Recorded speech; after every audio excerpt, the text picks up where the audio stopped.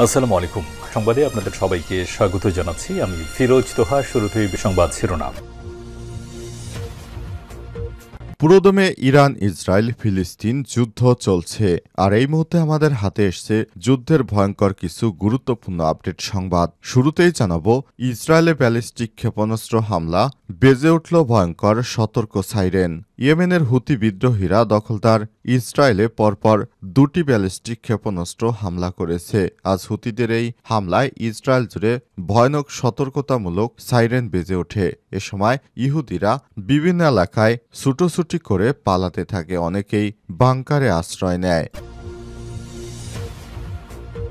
এরপর জানাবো, ইসরায়েলিদের মধ্যে ব্যাপক ক্ষোভ এবং অসন্তোষ, তারা আগাম নির্বাচনের দাবি করেছে।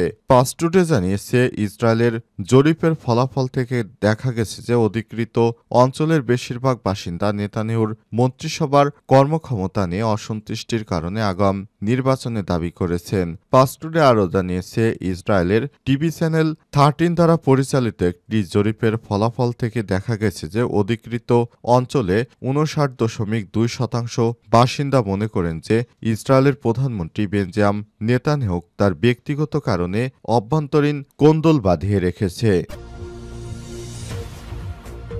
এদিকে পরোক্ষ আলোচনার উপর গুরুত্ব আরোপ, আমেরিকার বিরুদ্ধে ইরানের প্রথম গোল, বললেন আরব বিশ্লেষকের মতামত। পাসটুডে জানিয়েছে, আরব বিশ্বের একজন সিনিয়র বিশ্লেষক ওমানে ওয়াশিংটনের সঙ্গে চলমান পরোক্ষ আলোচনার জন্য তেহরানের অনড় অবস্থাকে আমেরিকার বিরুদ্ধে ইরানের প্রথম গোল বলে মনে করছেন। এদিকে ট্রাম্পকে হত্যার ষড়যন্ত্রের অংশ হিসেবে বাবা মাকে হত্যা করলেন মার্কিন কিশোর, বলছে এফবিআই। যুক্তরাষ্ট্রের এক কিশোরের বিরুদ্ধে তার বাবা মাকে হত্যার অভিযোগ উঠেছে। ওই যুবক তার বাবা মাকে হত্যা করার পরই যুক্তরাষ্ট্রের বর্তমান প্রেসিডেন্ট ডোনাল্ড ট্রাম্পকে হত্যার উদ্দেশ্যে এই হত্যাকাণ্ড ঘটিয়েছে। এই তথ্য জানিয়েছে মার্কিন ফেডারেল কর্তৃপক্ষ। খবর সিএনএনের। 17 বছর বয়সী ওই যুবকের নাম নিকিতা কাসাব। এবং সর্বশেষ জানাবো, গাজায় ইসরায়েলি নৃশংস হামলা, 6 ভাইসহ নিহত 37। ফিলিস্তিনের বিরুদ্ধে গাজায় ইসরায়েলি হামলায় এ পর্যন্ত গতকাল ফিলিস্তিনে নিহত হয়েছে 37 জন। নতুন করে আবারও এই শতাধিক ব্যক্তি নিহত হয়েছে। নিহতদের মধ্যে ফিলিস্তিনি 6 ভাইও রয়েছে।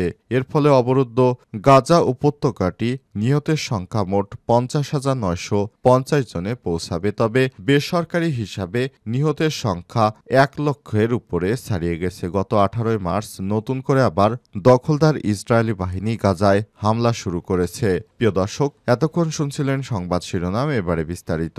তবে তার আগে বন্ধুরা, অনুরোধ থাকবে এই সংবাদটিতে একটি লাইক দিন। এই চ্যানেলে আপনি নতুন হয়ে থাকলে আমাদের সংবাদটি দেখতে দেখতে চ্যানেলটি সাবস্ক্রাইব করে রাখুন। কমেন্ট করে বন্ধুরা আপনার মূল্যবান মতামত জানিয়ে দিন আপনি বিশ্বের কোন দেশ থেকে বা বাংলাদেশের কোন স্থান থেকে আমাদের সংবাদটি দেখছেন এবং শুনছেন। আর বন্ধুরা, গাজা যুদ্ধে আপনি যদি নিরীহ ফিলিস্তিনিদের ভালোবেসে থাকেন, কমেন্টে ইয়েস লিখে বিশ্ববাসীকে জানিয়ে দিন বন্ধুরা, আপনি কোন দেশ থেকে আমাদের সঙ্গে থেকে আমাদের সংবাদটি দেখছেন। আর এই চ্যানেলে আপনি নতুন হয়ে থাকলে আমাদের সংবাদটি দেখতে দেখতে আমাদের এই চ্যানেলটি সাবস্ক্রাইব করে রাখুন, যাতে করে আমাদের পরবর্তী আপডেট সংবাদগুলো সবার আগে আপনার কাছে পৌঁছে যায়। এবারে বিস্তারিত। ইসরায়েলে ব্যালিস্টিক ক্ষেপণাস্ত্র হামলা, বেজে উঠল সাইরেন। ইয়েমেনের হুতি বিদ্রোহীরা ইসরায়েলে দুটি ব্যালিস্টিক ক্ষেপণাস্ত্র হামলা করেছে। রোববার 13 এপ্রিল হুতিদের এই হামলায় ইসরায়েল জুড়ে সর্বত্র ভয়ানক সতর্কতামূলক সাইরেন বেজে ওঠে। ইসরায়েলি সংবাদ মাধ্যম টাইমস অব ইসরায়েলের এক প্রতিবেদনে বলা হয়েছে, ইয়েমেন থেকে নতুন ক্ষেপণাস্ত্র হামলার ফলে তেল আবিব, আল কুদস এবং পশ্চিম তীরসহ ইসরায়েল জুড়ে সাইরেন বেজে ওঠে। তবে হামলায় তাৎক্ষণিকভাবে কোনো ক্ষয়ক্ষতি কিংবা হতাহতের খবর পাওয়া যায়নি।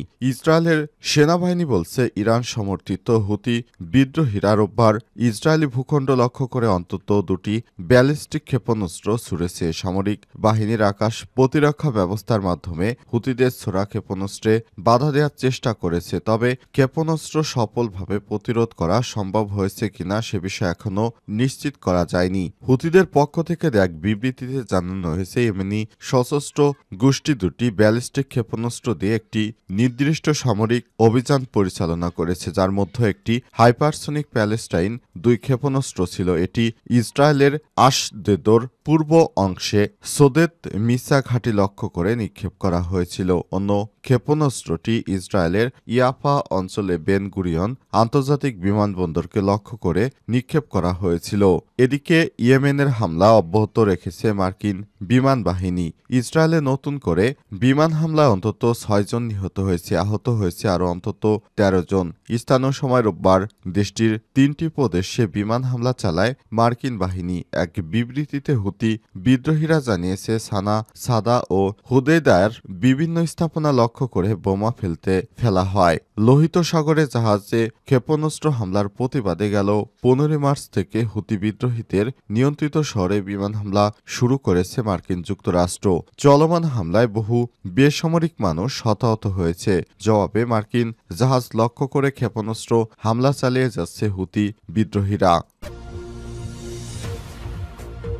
ইসরায়েলিদের মধ্যে ব্যাপক ক্ষোভ এবং অসন্তোষ, আগাম নির্বাচনের দাবি। পাসটুডে জানিয়েছে, ইসরায়েলে জরিপের ফলাফল থেকে দেখা গেছে যে অধিকৃত অঞ্চলের বেশিরভাগ বাসিন্দা নেতানিয়াহুর মন্ত্রিসভার কর্মদক্ষতা নিয়ে অসন্তুষ্টির কারণে আগাম নির্বাচন চায়। পাসটুডে জানিয়েছে, ইসরায়েলের টিভি চ্যানেল 13 দ্বারা পরিচালিত একটি জরিপের ফলাফল থেকে দেখা গেছে যে অধিকৃত অঞ্চলে 59.2% বাসিন্দা মনে করেছে ইসরায়েলের প্রধানমন্ত্রী বেনজামিন নেতানিয়াহু ব্যক্তিগত কারণে ইসরায়েলের অভ্যন্তরীণ নিরাপত্তা সংস্থা শিনবেতের প্রধান এবং মন্ত্রিসভার আইনি উপদেষ্টা রোনেন বারকে বরখাস্ত করতে চেয়েছিলেন। এছাড়াও জরিপে অংশগ্রহণকারী ৫.৫.৭% যত তাড়াতাড়ি সম্ভব দ্রুত ও আগাম নির্বাচন অনুষ্ঠানে দাবি করেছে। তার মানে তারা নেতানিয়াহুকে আর ক্ষমতায় দেখতে চায় না।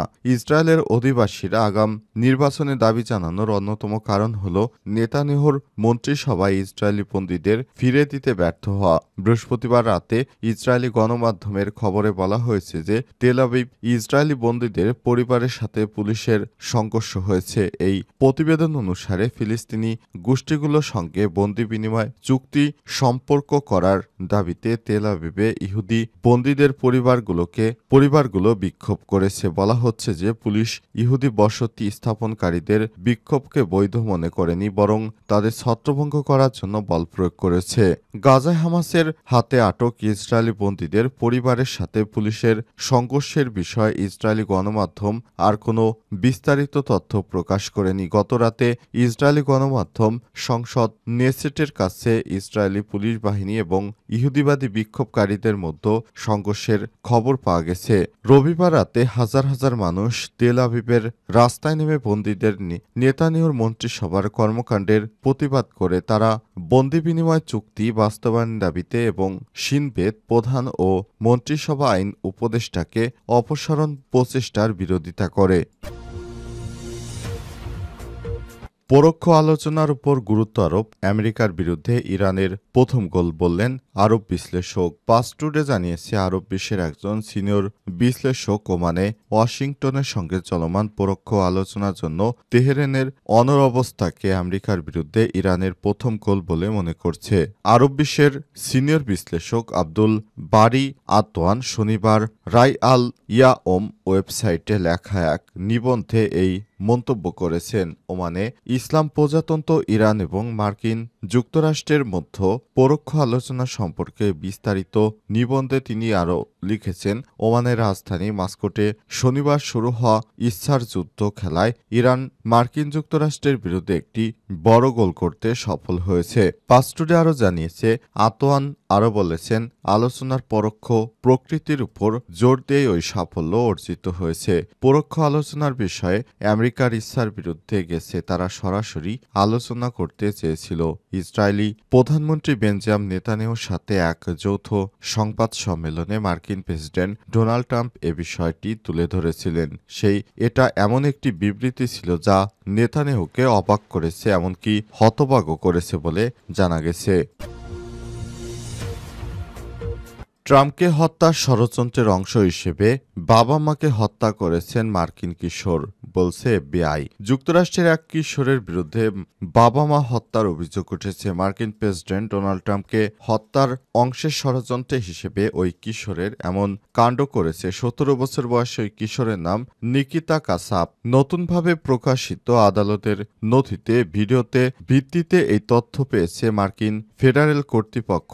খবর মার্কিন সংবাদ মাধ্যম সিএনএনের সহযোগী প্রতিষ্ঠান ডব্লিউএস এর হাতে আসা একটি ফেডারেল হলফনামায় বলা হয়েছে, মার্কিন সরকারকে উৎখাতে ডাক দেওয়ার পাশাপাশি ওই কিশোর লিখিত নথি এবং খুদে বার্তার মাধ্যমে মার্কিন প্রেসিডেন্টকে হত্যার আহ্বান জানিয়েছিলেন। তদন্তকারীরা এসব নথি খুদে বার্তা খুঁজে পেয়েছেন। তদন্তকারীরা বলছেন তার বাবা মাকে হত্যার অভিযোগটি এমন একটি প্রচেষ্টার অংশ বলে মনে হচ্ছে যার উদ্দেশ্য ছিল তার পরিকল্পনা বাস্তবায়নের জন্য আর্থিক সমর্থন এবং ব্যক্তি স্বাধীনতা অর্জন করা। এই ঘটনায় উইসকনসিন রাজ্যে কিশোরটির বিরুদ্ধে ৯টি ফৌজদারি অভিযোগ আনা হয়েছে।